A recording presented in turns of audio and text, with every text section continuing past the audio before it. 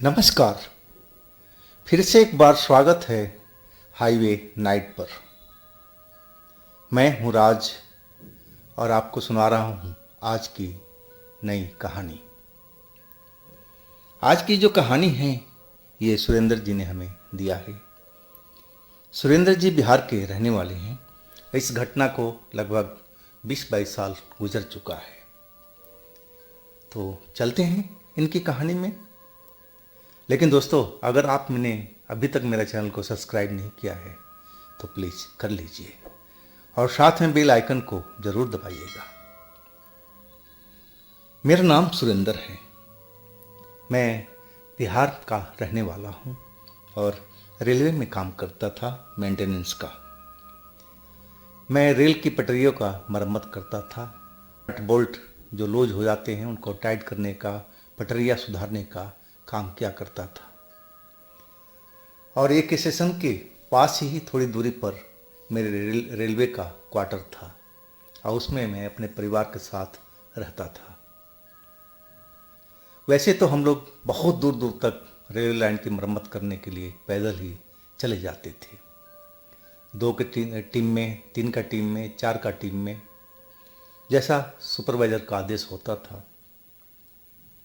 और एक दिन हम 2 आदमी कुछ दूरी पर चले गए थे और आते टाइम शाम ढल चुकी थी। अब मेरा जो साथी था वो आगे आगे चल रहा था, हम पटरियों के साथ साथ चल रहे थे।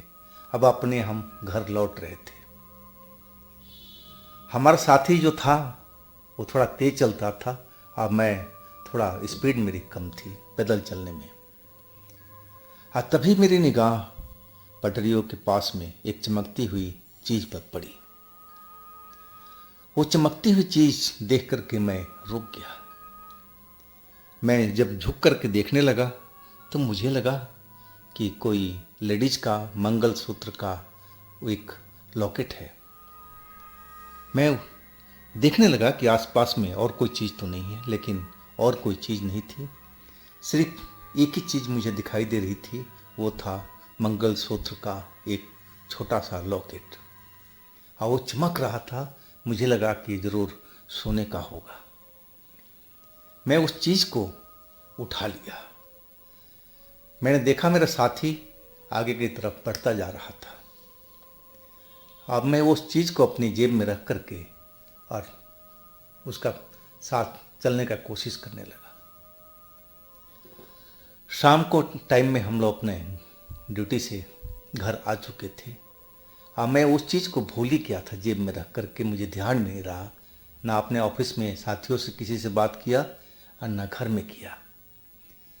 घर पर आया तो अपना जो ड्रेस था वो खोल करके और खूंटी पर, दीवार के खूंटियों पर टांग दिया।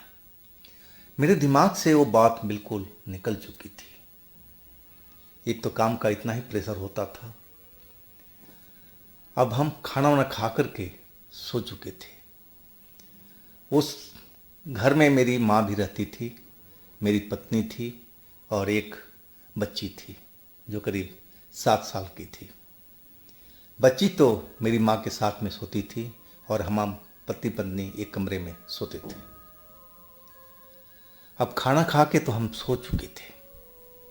आधी रात का वक्त हो चुका था। हम दोनों गहरी नींद में थे।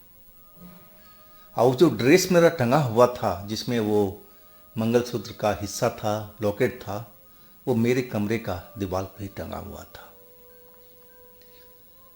रात के करीब 12 बजे के बाद में अब मुझे अचानक नींद टूट गई। जैसे लगा कि कोई आवाज़ दे रहा हो, ऐसा कुछ हमें आवाज़ सुनाई पड़ी।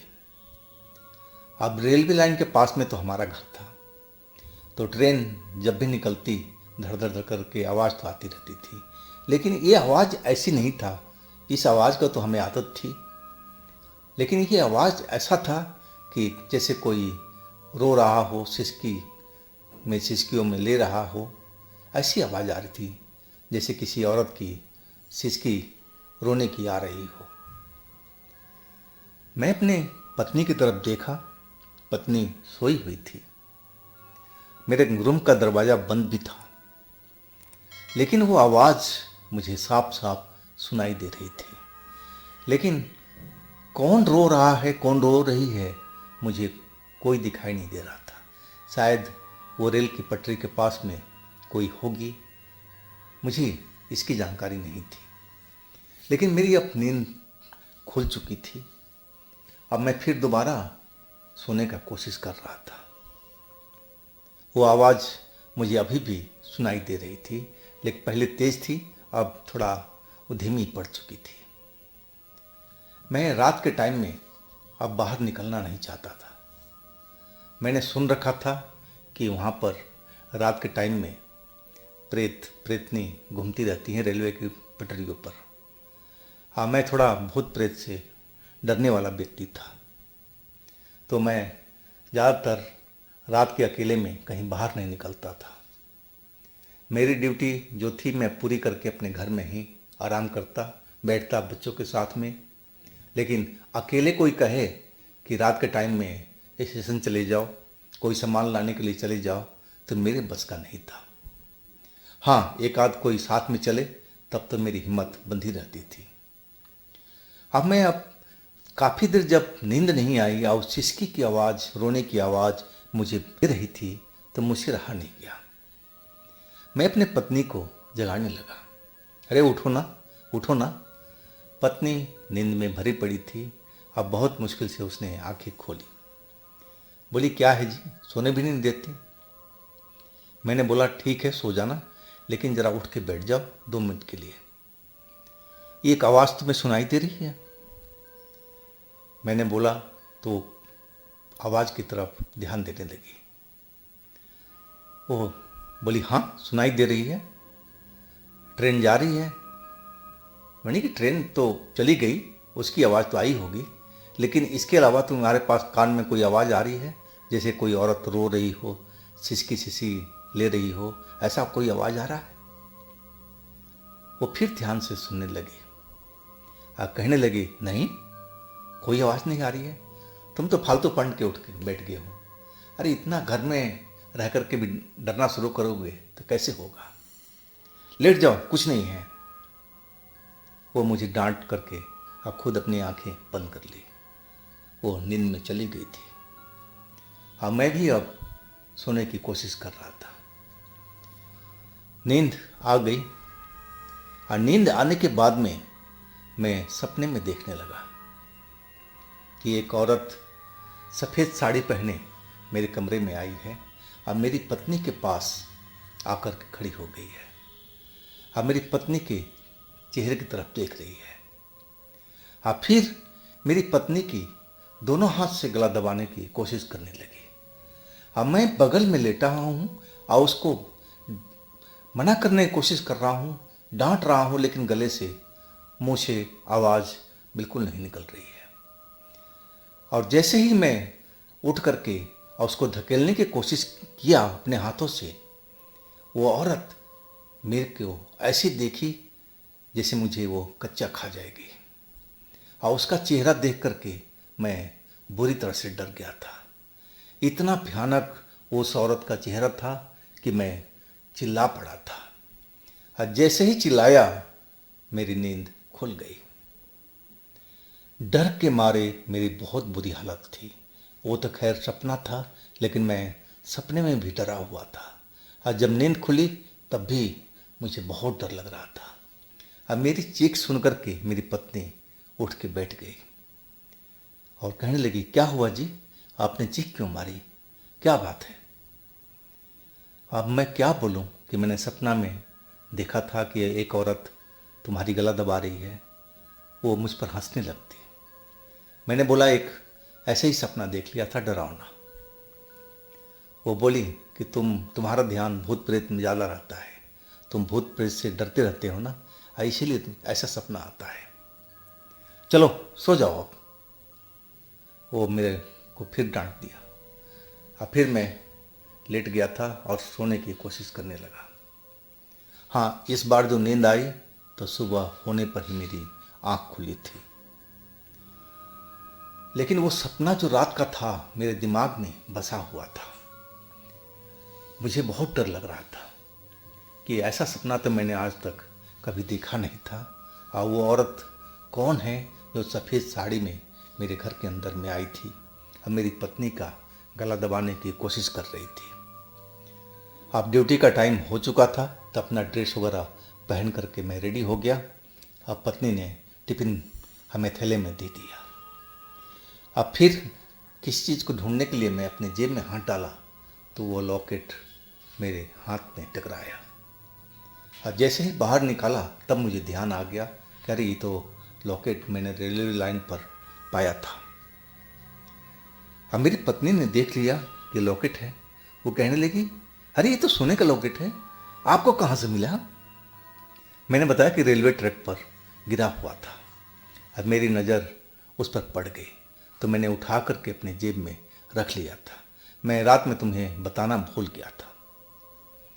अब पत्नी ने वो लॉकेट देख करके अब बहुत खुश हो गई। कहने लगी, अरे ये तो बहुत बढ़िया लॉकेट है, अब देखो इसका डिज़ाइन कितना बढ़िया है। अब मुझे तो लग रहा है बिल्कुल प्योर सोने का है। हाँ, इसमें बाकी चीज़ नहीं है जो लड़ी होती है ना। हाँ, ऐसा करो ना तुम से इसका एक लड़ी बनवा दो। ये लॉकेट मुझे बहुत पसंद आ रहा है, मैं इसको पहनना चाहती हूँ। मैंने कहा कि देखो अब तो मैं ड्यूटी जा रहा हूँ, आज जिस दिन छुट्टी होगी हम उस दिन चलेंगे साथ में सुनार की दुकान पर। अब फिर मैं निकल चुका था। लेकिन मेरी जो पत्नी थी उसको सब्र नहीं था।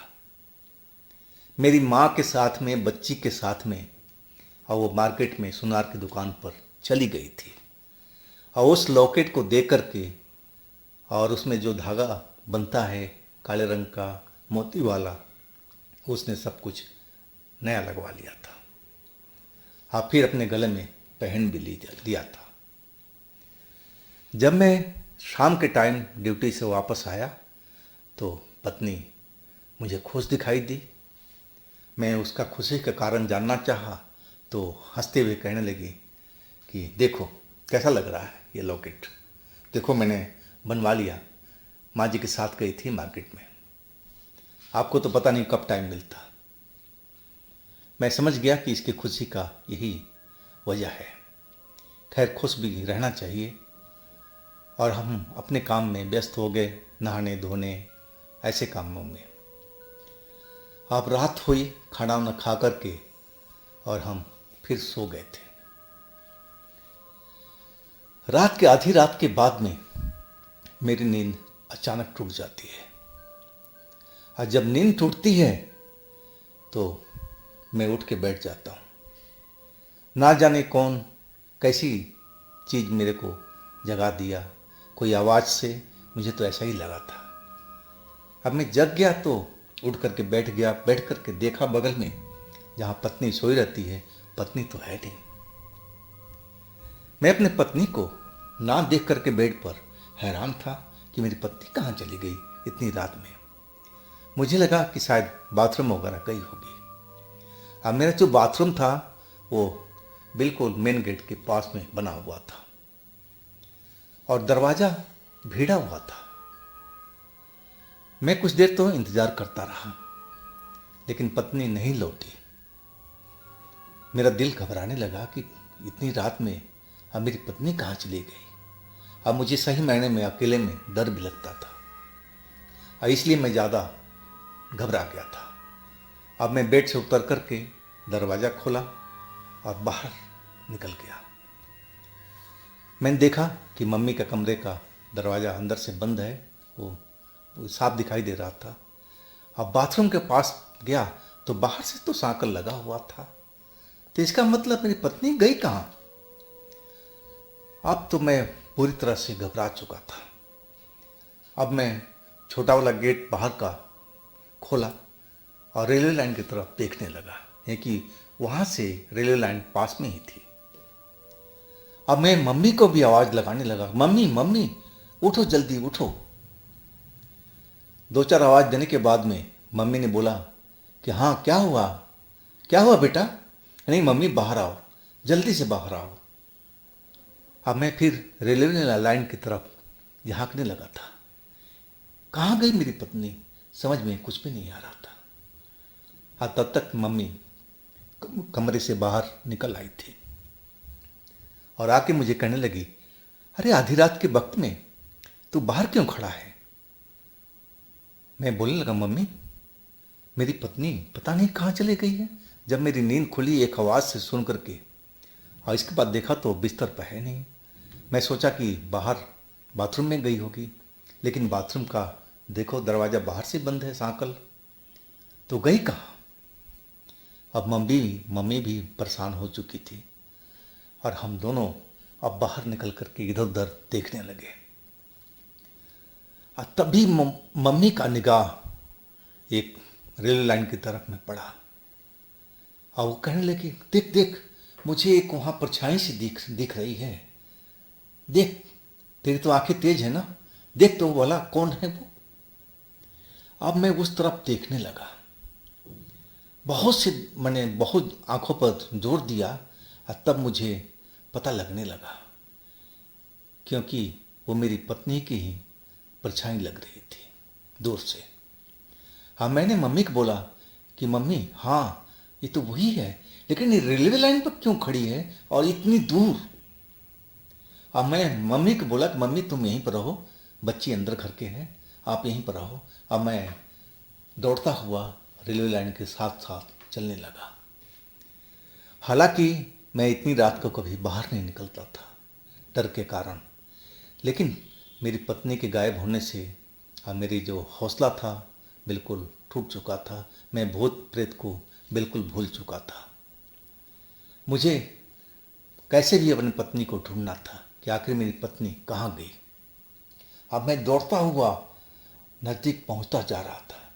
जब थोड़ी सी दूरी हो गई, बाकी रह गई, तो मैंने देखा कि वो मेरी पत्नी ही है।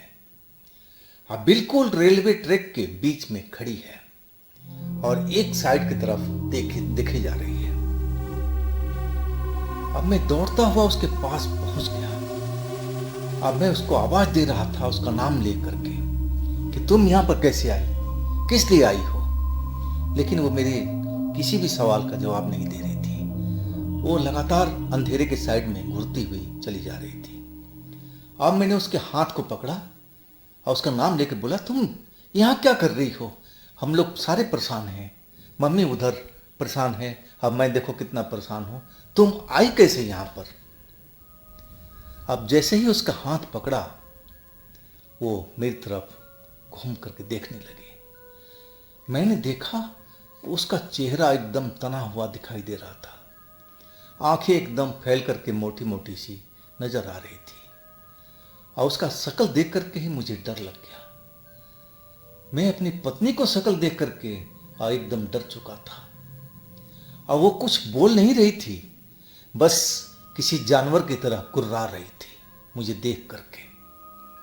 अब मुझे अपने दोनों हाथों से दूर धकेलने की कोशिश कर रही थी और गुर्रा रही थी किसी भेड़िए की तरह। अब मैं इसका रूप देख करके, रवैया देख करके और डर चुका था कि आखिर इसके साथ क्या हो गया। हाँ, मैं उसको जबरदस्ती हाथ पकड़ने की कोशिश कर रहा था और वो मुझे दोनों हाथों से दूर धकेल रही थी और उसके मुंह से जानवर की तरह गुर्राहट निकल रही थी। अब मैंने देख लिया कि अब सिग्नल हो चुका है, एक्सप्रेस ट्रेन आने वाली है। अब मैं उसको कहने लगा, उसका नाम लेकर के, मेरी पत्नी का, कि देख अगर यहाँ खड़ी रहेगी तो हम दोनों ट्रेन से कट जाएंगे, एक्सीडेंट हो जाएगा। चलो घर पर जो बात करनी है हम बात करेंगे, कोई कमी बेसी होगी हम वहाँ पूरा करेंगे, यहाँ पर क्यों तमाशा बना रही हो। लेकिन मेरी पत्नी उस ट्रैक से हटने को तैयार नहीं थी। जब भी मैं उसका हाथ खींचता वो मुझे दूर धकेलने की कोशिश करती। और तब तक मैंने देखा कि एक लोग, पता नहीं कौन था, जो रेलवे स्टेशन की साइड से हमारी तरफ आ रहा था। अब मैं उस आदमी को देख करके थोड़ा अपनी पत्नी कहने लगा, देख तमाशा मत बना, पता नहीं कौन कोई आ रहा है, हो सकता है मेरी जान पहचान का हो, और तुम्हें ये देख करके क्या सोचेगा, वो तो कल हमारी बेइज्जती करना शुरू कर देगा कि तुम्हारी पत्नी यहाँ पर क्या कर रही थी रात को। हाँ, मैं उसको समझाने की कोशिश कर रहा था और ट्रेन का सिग्नल हुआ पड़ा था। मुझे भी डर था कि एक्सप्रेस ट्रेन बहुत तेज़ी से आती है, लेकिन वो अभी भी पटरी से हटने को तैयार नहीं थी। अब जो आदमी मुझे आता हुआ दिखाई दिया वो मेरे नज़दीक पहुंच गया था और वो अनजान आदमी था। मैं उसको कभी देखा नहीं था, ना कभी मुलाकात थी। और हम दोनों को देख करके वो कहने लगा, अरे भाई तुम लोग यहाँ पर क्या कर रहे हो इतनी रात को? अब देखो ट्रेन आने वाली है। अरे भाई तुम लोग हट जाओ, घर का झगड़ा घर में मिटाओ, यहाँ पर मत आओ, वो ट्रेन तुम दोनों को कुचल देगी। वो हमें समझाने लगा। अब मैं उस आदमी से कहने लगा कि भाई साहब देखो, मैं लाख कोशिश कर रहा हूँ लेकिन ये ट्रेन की पटरी से हट नहीं रही है। ना जाने इसको क्या हो गया है और ना ये बोल रही है, सिर्फ जानवर की तरह घुरा रही है।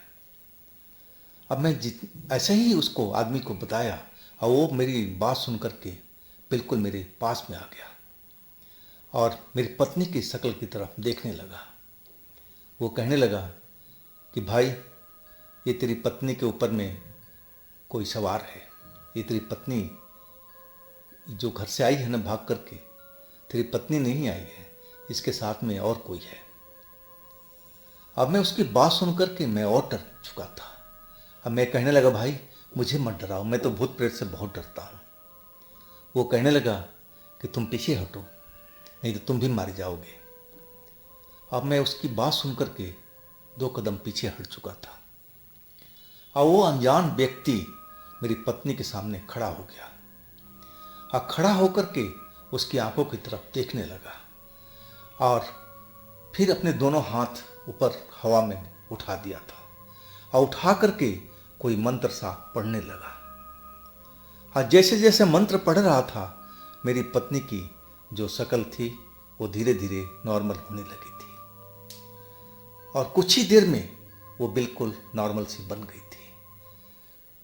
अब जब पत्नी नॉर्मल बन गई तो खुद अपने आप को वहां पर देख करके चिल्ला पड़ी, लेकिन मेरे को देखी तो उसका हिम्मत बंधा और कहने लगी कि मैं यहां पर कैसे आई।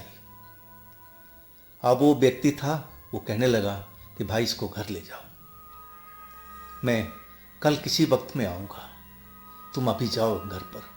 ये अब अपने होश में है, आप कोशिश करो कि अकेले इसको मत छोड़ना।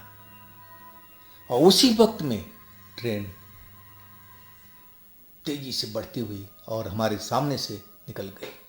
अगर थोड़ी सी देरी में हो जाती उस जगह पर, वो व्यक्ति नहीं आता, अनजान व्यक्ति, तो कुछ भी हो सकता था। लेकिन शुक्र था कि वो अनजान व्यक्ति हमारे पास में आ गया था और हमारी उसने मदद किया। शायद वो कोई तांत्रिक था, मुझे तो ऐसा ही लगा था। अब अपने पत्नी के साथ चलने लगे और वो आदमी आगे की तरफ बढ़ता जा रहा था और तभी आवाज़ दिया, अरे अरे भाई 1 मिनट रुकना, 1 मिनट रुको।